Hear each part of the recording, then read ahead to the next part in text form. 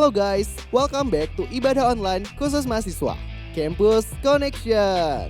Wah, gak kerasa banget gak sih kita udah di akhir bulan ketiga tahun 2023. Gimana nih resolusi kalian? Masih on track atau udah belok-belok? Apapun keadaannya, just a little reminder untuk selalu libatkan Tuhan dalam setiap rencana yang kita buat ya. Karena Tuhan pasti nyiapin sesuatu yang terbaik untuk setiap kita. Because the best is yet to come. Nah, gue mau ajak nih teman-teman semua untuk ibadah onsite bareng kita di hari Minggu. Jam 11.30 siang tentunya di Pasir Koja 58. Jangan lupa ajak teman-teman kalian juga ya. See you! By the way, mendekati bulan April pasti ada namanya ibadah Paskah bersama nih. So, buat info lebih lanjut kalian bisa pantengin terus di Instagram kita ya. mahasiswa_GKPB. Sekarang kita mau sama-sama memberikan persembahan yang terbaik untuk Tuhan. Kalian bisa memberikan persembahan melalui nomor rekening berikut atau langsung aja scan QR code yang tertera pada layar. Selamat memberi.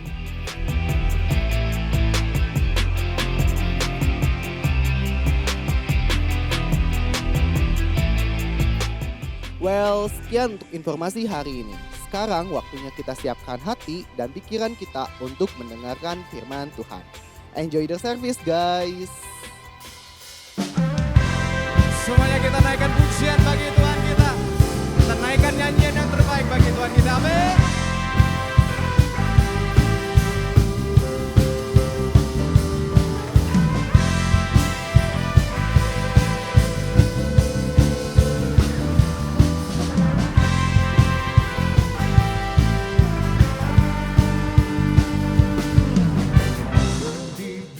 Kuasa dari Raja Mulia menaklukkan musuh di bawah kakiku. Ku pakai kuasa dari Raja Mulia. Bila Allah ada bersamaku, siapa jadi lawanku? Sungguh besar Kau Tuhanku, Kau merisai hidupku. Ku berdiri dengan iman dalam Yesus Tuhan. Kau yang memberi kemenangan, ku bersorak merayakan.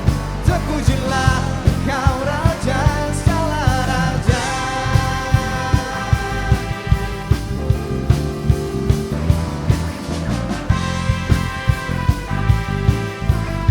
Semuanya katakan, ku diberi kuasa dari Raja Mulia menaklukkan musuh di bawah kaki. Katakan ku pakai kuasa dari Raja Mulia. Dan bila Allah bersamaku, siapa jadi lawanku? Bila Allah ada bersamaku, siapa jadi lawanku? Bila Allah ada bersamaku, siapa jadi lawanku? Sungguh besar Kau Tuhanku, Kau merisai hidupku. Ku berdiri dengan iman dalam Yesus Tuhan. Kau yang memberi kemenangan, ku bersorak merayakan. Terpujilah Kau Raja segala raja.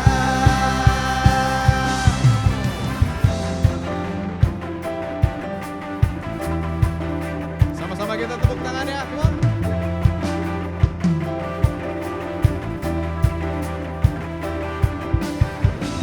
Hanya Yesus yang terbaik dalam kehidupan kita, amin.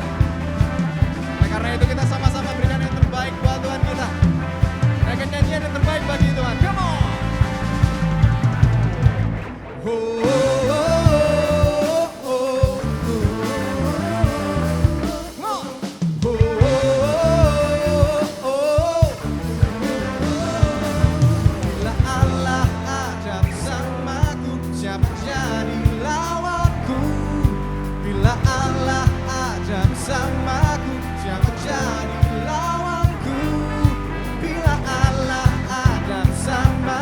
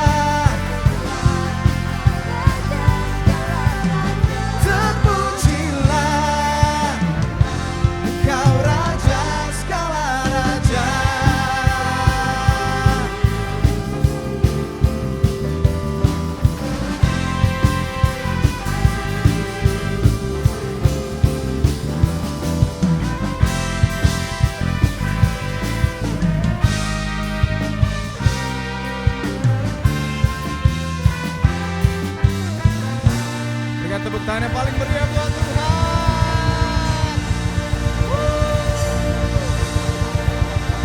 Terima kasih Yesus.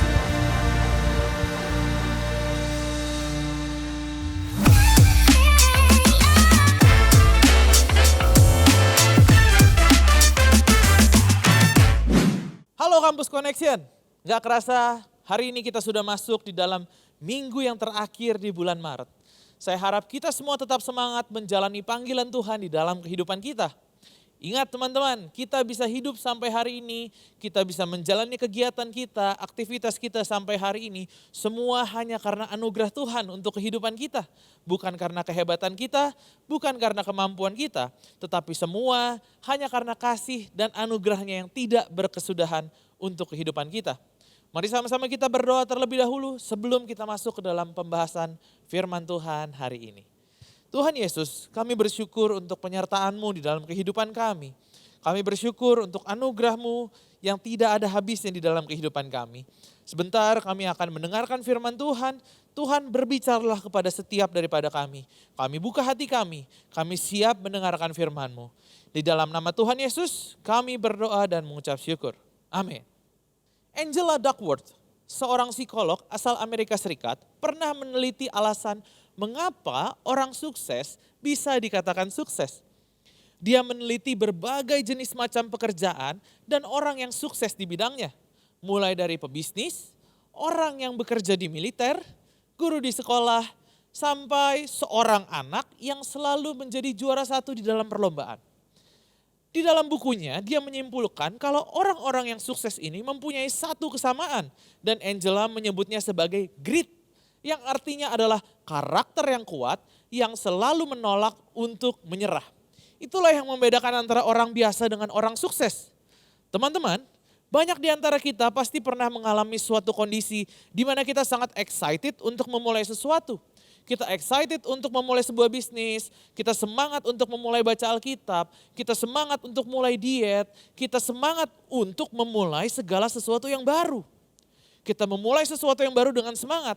Namun, suatu ketika waktu kita ngeliat ternyata nggak gampang ya. Wah ternyata banyak ya masalahnya.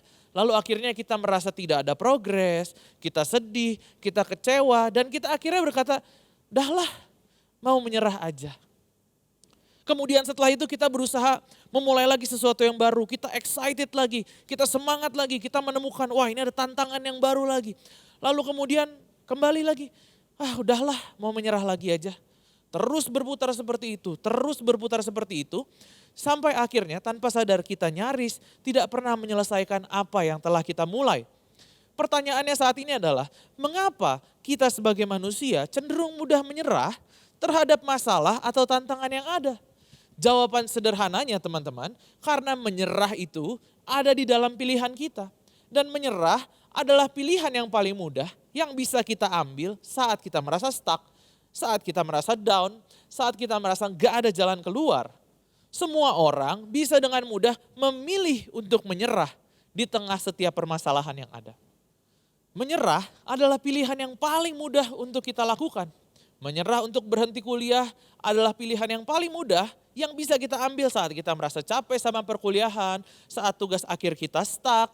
Menyerah untuk nggak olahraga lagi dan membatalkan program diet kita adalah pilihan yang paling mudah yang bisa kita ambil saat kita sedang merasa kelaparan dan tergoda sama mie instan, ada martabak, ada junk food yang di depan kita.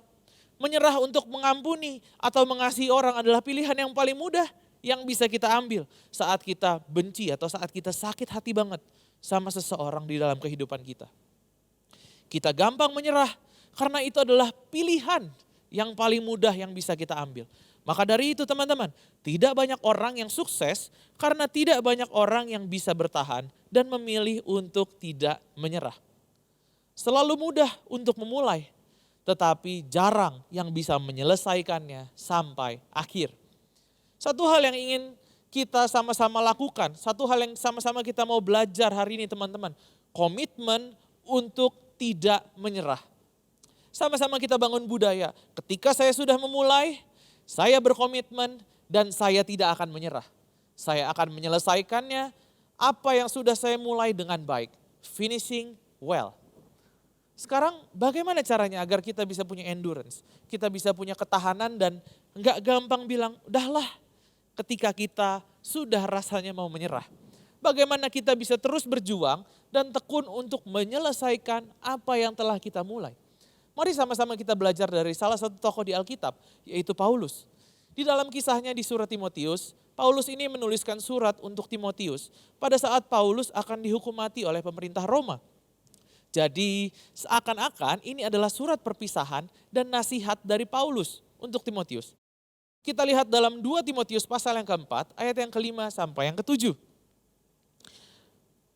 Namun engkau kuasailah dirimu dalam segala hal.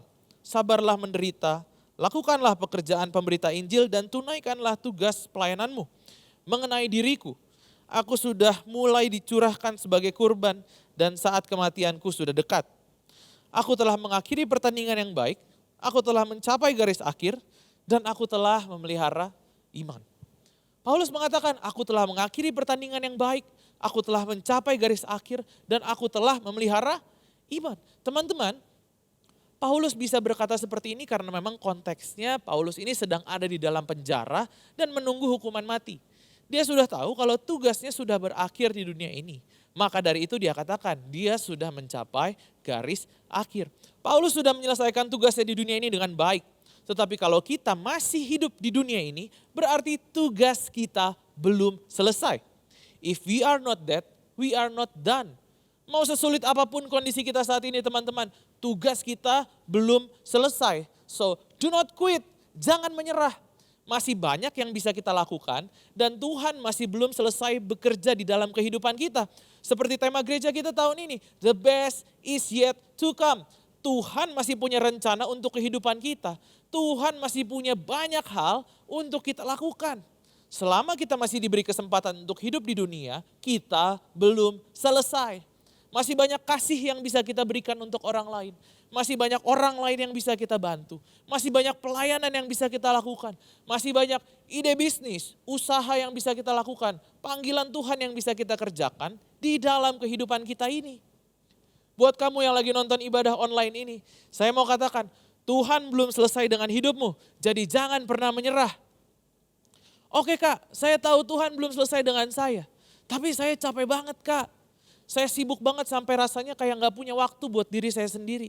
Saya capek dengan drama-drama kehidupan ini. Saya capek dengan keadaan saya sekarang.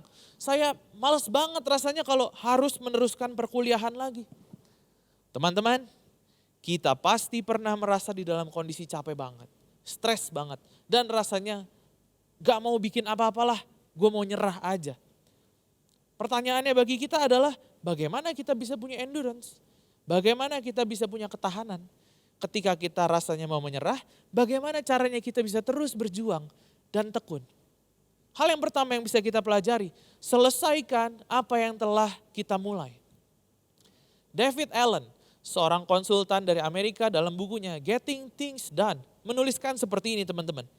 Much of the stress that people feel doesn't come from having too much to do. It comes from not finishing what they have started. Kebanyakan dari kita merasa stres sebenarnya bukan karena terlalu banyak kerjaan yang harus kita selesaikan. Tetapi karena banyak kerjaan yang telah kita mulai tetapi tidak kita selesaikan. Coba pikirkan dan renungkan, kira-kira hal apa yang sudah kita mulai tapi tidak kita selesaikan dengan baik. Oh, saya belum selesai nonton season 2 dari film A, Kak. Tentu saja bukan seperti itu yang saya maksud.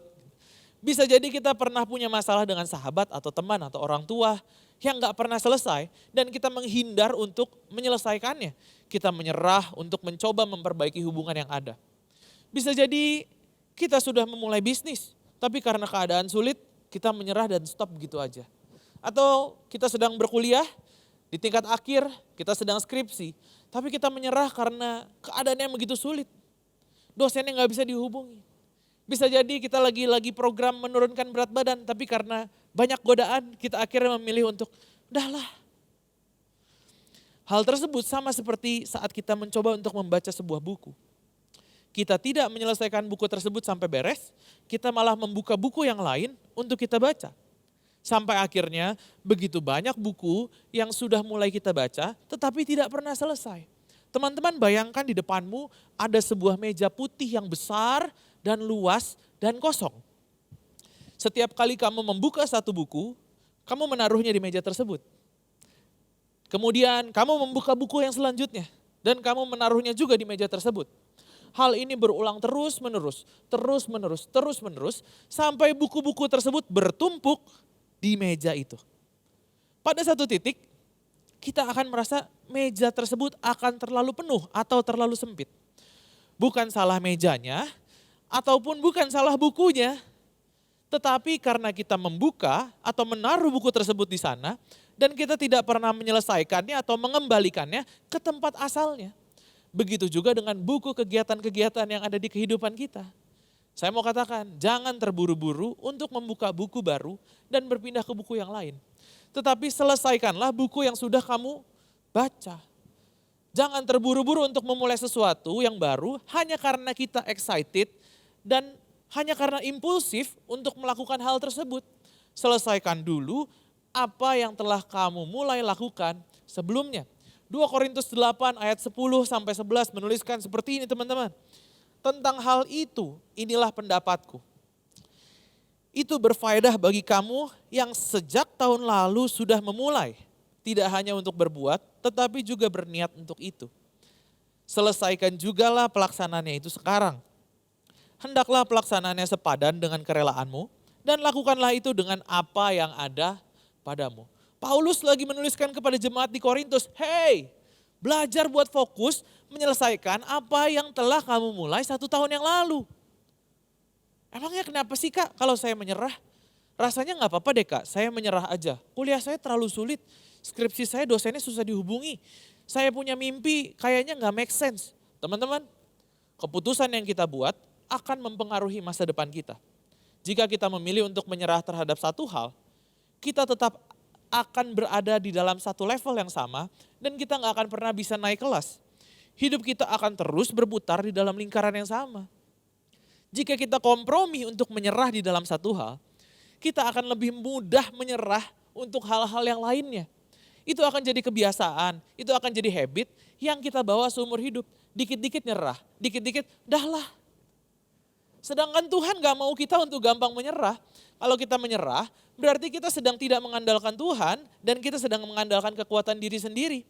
Saat kita menyerah, itu berarti kita juga menyerah untuk mengejar panggilan Tuhan dalam hidup kita. Saya memulai, saya berkomitmen, dan saya tidak akan menyerah. Prinsip kedua yang perlu kita miliki adalah melakukan segala sesuatu untuk Tuhan. Teman-teman, kalau kita sayang sama seseorang, kita pasti mau berjuang habis-habisan dan gak menyerah untuk orang tersebut. Apapun akan kita lakukan untuk kita bisa menyenangkan orang yang kita sayangi. Terlebih lagi kalau orang yang kita sayangi ini memberikan satu benda atau ngasih kita kado, barang. Barang itu menjadi sesuatu yang berharga banget untuk kita dan kita pasti akan merawat benda tersebut dengan sebaik mungkin. Sama halnya kalau kita sayang sama Tuhan, kalau kita cinta Tuhan, pasti kita akan melakukan yang terbaik, yang the best untuk menyenangkan hati Tuhan. Tuhan memberikan kita hidup, seharusnya kita bisa memandang hidup ini berharga. Hidup ini pemberian yang spesial dari Tuhan, yang Tuhan kasih untuk kita walaupun sebenarnya kita tidak layak. Hidup ini adalah anugerah. Saat kita menyerah di season, saat kita menyerah di musim yang sulit, berarti kita juga sedang menyerah dengan panggilan Tuhan. Kita sedang tidak menghargai apa yang Tuhan kasih. Udahlah, capek. Kita merasa capek, lelah. Mungkin karena kita sedang mengandalkan diri sendiri. Kita mau menyerah, mungkin alasannya karena kita melakukan hal tersebut untuk diri kita atau untuk orang-orang lain. Yang harus kita sadari bersama adalah apapun yang kita lakukan, lakukanlah itu untuk Tuhan. Jadi masalah boleh ada, tantangan boleh datang, tetapi jangan menyerah. Katakan kepada dirimu sendiri, kamu bisa lihat saya punya masalah, tetapi kamu tidak akan melihat saya menyerah. Katakan sekali lagi bersama-sama dengan saya, kamu bisa melihat saya punya masalah, tetapi kamu tidak akan melihat saya menyerah. Kenapa? Karena kita menjalani hidup ini untuk Tuhan. Kita kuliah untuk Tuhan. Kita menghormati orang tua kita karena kita cinta Tuhan. Kita kerja keras karena kita sayang sama Tuhan. Kita melakukan yang terbaik karena Tuhan juga selalu ngasih ke kita yang terbaik. Salah satu langkah praktis agar kita gak gampang nyerah dan gak gampang ngomong ya udahlah gitu. Yaitu berjalanlah selangkah demi selangkah. Kebanyakan dari kita gagal dan menyerah karena kita terlalu fokus pada hasil akhirnya. Kita terburu-buru ingin sampai di garis finish, kita terobsesi dengan tujuannya, kita terburu-buru ingin menyelesaikan segala sesuatu dengan cepat, sehingga kita asal-asalan. Dengan gampang kita bilang, udahlah yang penting beres, udahlah yang penting selesai. Sehingga yang kita berikan bukan sesuatu yang terbaik, tetapi sesuatu yang asal beres. Teman-teman, belajar untuk ambil selangkah demi selangkah. Fokus pada progres, bukan pada hasil akhirnya. Kita nggak perlu menyelesaikan segala sesuatunya hari ini. Yang perlu kita lakukan adalah kita maju selangkah, mengikuti proses yang ada. Maju selangkah lagi, ikuti proses lagi. Maju selangkah lagi, ikuti proses yang ada. Kita ikuti semua proses yang ada dengan baik. Saat Yesus Kristus mati di kayu salib, dia berkata, it is finished. Yohanes 19 ayat 30 mencatat perkataan Yesus, sudah selesai. Ya, karena memang sudah selesai karya penembusan yang Tuhan berikan. Maut sudah dikalahkan, so it is finished. Tapi kita lihat prosesnya. Yesus lahir ke dunia, Yesus enggak terburu-buru untuk langsung mati di kayu salib dan menembus dosa manusia. Tetapi Yesus menjalani setiap prosesnya selangkah demi selangkah, hari demi hari, minggu demi minggu, bulan demi bulan, tahun demi tahun. Setiap rasa sakit dia lalui, setiap mujizat dia lakukan. Yesus selalu melangkah melewati proses demi proses. Kalau saja dia hanya lahir dan dia menunggu kapan dia akan disalibkan. Mungkin tidak akan ada mujizat-mujizat yang terjadi, bisa jadi. Atau juga mungkin gak akan ada itu cerita tentang 12 murid Yesus dan banyak hal-hal lainnya di dalam Alkitab. Yesus gak pernah menyerah untuk kita karena kita berharga baginya. Saat orang membenci Yesus, dia gak menyerah untuk mengampuni mereka. Dia mengambil langkah untuk terus mengasihi mereka. Saat dia membawa salib dan terjatuh ke tanah, dia gak menyerah. Dia gak bilang, udahlah. Tapi dia bangkit, ambil selangkah demi selangkah untuk maju sambil membawa salib tersebut. Bahkan saat dia sudah tergantung di kayu salib dan orang-orang menghinanya, dia gak menyerah dan bilang, udahlah. Tapi justru dia mengambil langkah untuk berdoa, meminta pengampunan untuk mereka. Teman-teman, Yesus tidak pernah menyerah untuk kita semua. Iblis selalu ingin kita menyerah untuk melakukan segala sesuatu yang merupakan panggilan Tuhan di dalam kehidupan kita. Jadi kalau hari ini rasanya godaan untuk menyerah lagi gede banget, berarti iblis lagi berusaha untuk menjauhkan kita dari panggilan Tuhan. Jangan menyerah.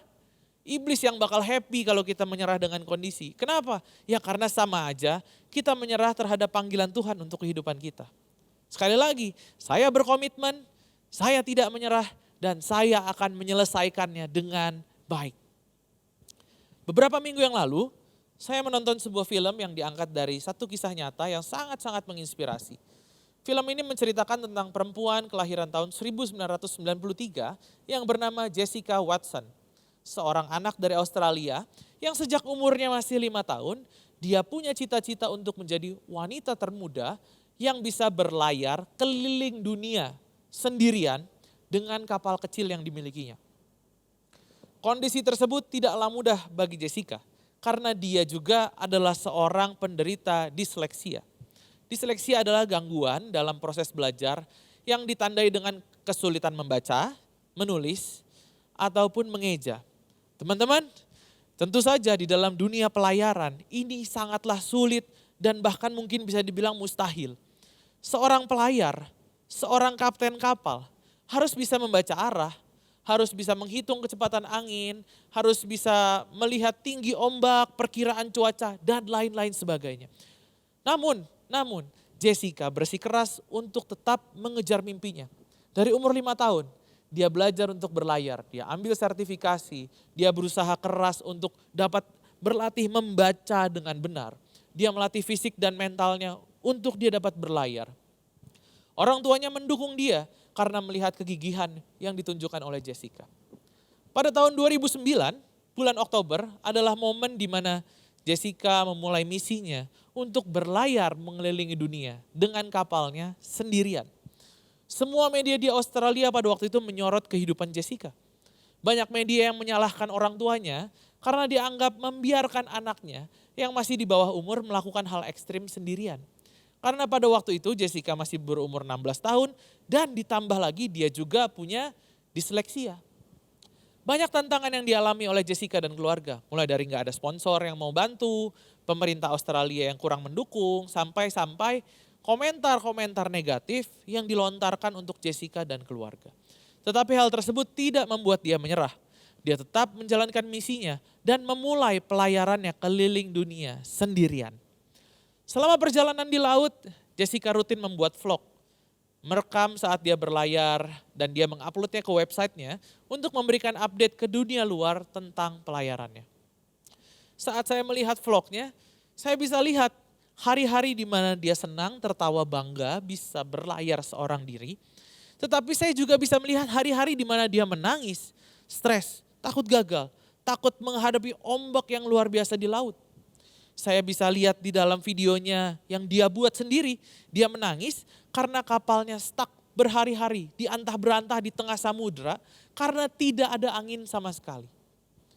Saya melihat dia stres karena ombak yang begitu menakutkan dan membuat dia nggak bisa membaca arah dengan benar. Singkat cerita, menjelang akhir dia sudah sampai di perairan di sekitar Australia. Namun beberapa hari terakhir sebelum dia mencapai garis finish, cuaca tiba-tiba berubah drastis. Hujan badai, ombak besar, setinggi hampir 30 meter ombak harus bisa dilewati oleh Jessica. Di dalam biografinya tercatat kapalnya sempat terbalik dan tertelan ombak sebanyak 4 kali. Namun akhirnya bisa muncul kembali ke permukaan. Tepat sekitar 210 hari, Jessica Watson, anak usia 16 tahun, berhasil melewati garis finish dan berlabuh di Australia. Lebih dari 75.000 orang termasuk media sampai pemerintah setempat menunggu di pelabuhan dan semua menyambut Jessica pulang. Semua merayakan dengan sukacita atas keberhasilan seorang Jessica, penyandang disleksia usia 16 tahun yang menjadi wanita termuda yang berhasil mengelilingi dunia dengan berlayar sendirian. Kisahnya yang luar biasa ini ditonton oleh jutaan orang di dunia dan menjadi inspirasi bagi anak-anak disleksia lainnya. Mereka jadi berani bermimpi dan semangat untuk menggapai mimpinya tersebut. Satu statement yang keren yang keluar dari anak umur 16 tahun ini. Dia berkata seperti ini, I am an ordinary girl who believe in her dream. You don't have to be anyone special to achieve something amazing. You've just gotta have a dream, believe in it, and work hard. Saya adalah seorang anak perempuan biasa yang percaya sama mimpi saya. Kamu gak harus jadi seseorang yang spesial dulu untuk memperoleh sesuatu yang luar biasa. Kamu hanya perlu mimpi, percaya, dan bekerja keras. Guys, do not give up. Saya berkomitmen, saya tidak menyerah, dan saya akan melakukannya, menyelesaikannya dengan baik. Kamu bisa lihat saya punya masalah, tetapi kamu tidak akan melihat saya menyerah. Dalam vlog Jessica kita melihat berbagai masalah yang ada, mulai dari kangen rumah sampai kapal yang bocor. Tetapi kita tidak pernah melihat dia menyerah. Saat kamu terjatuh, bangkit lagi. Saat dunia katakan gak bisa, percayalah Tuhan beserta kita, siapa lawan kita. Di saat orang sekitarmu bilang, udahlah gak ada harapan. Bilang sama mereka kalau kamu punya Tuhan yang menjadi sumber pengharapanmu. Filipi 1 ayat yang ke-6. Mengenai hal ini aku yakin bahwa Ia yang memulai pekerjaan yang baik di antara kamu akan meneruskannya sampai akhirnya selesai pada hari Kristus Yesus.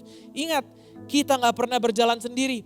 Ada Tuhan yang berjalan bersama kita untuk menyelesaikan pekerjaan baik yang sudah Tuhan berikan untuk kita.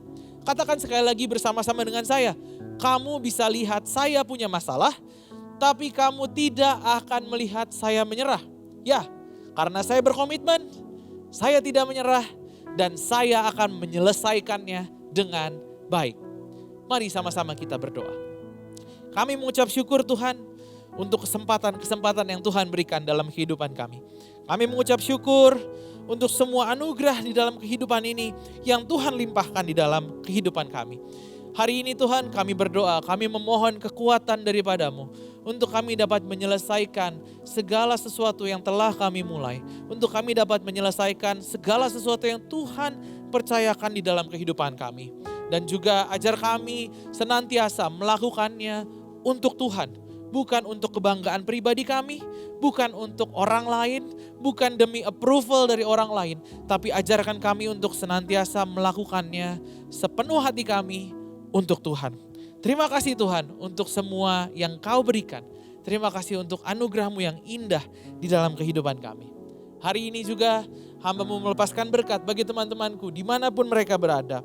Diberkatilah keluarga-Mu, ada pemulihan di tengah-tengah keluarga-Mu. Ada relasi yang dipulihkan di antara keluarga-Mu. Tuhan yang mencukupkan semua yang dibutuhkan oleh kamu dan keluarga kamu.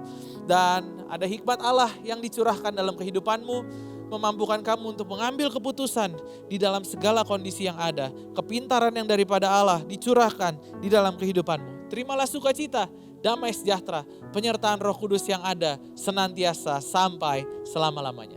Hanya di dalam nama Tuhan Yesus Kristus kami berdoa dan mengucap syukur. Sama-sama kita katakan, amin.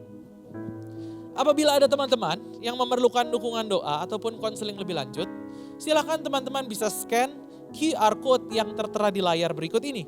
Karena ada rekan-rekan konselor, ada rekan-rekan pendoa yang siap untuk membantu teman-teman sekalian.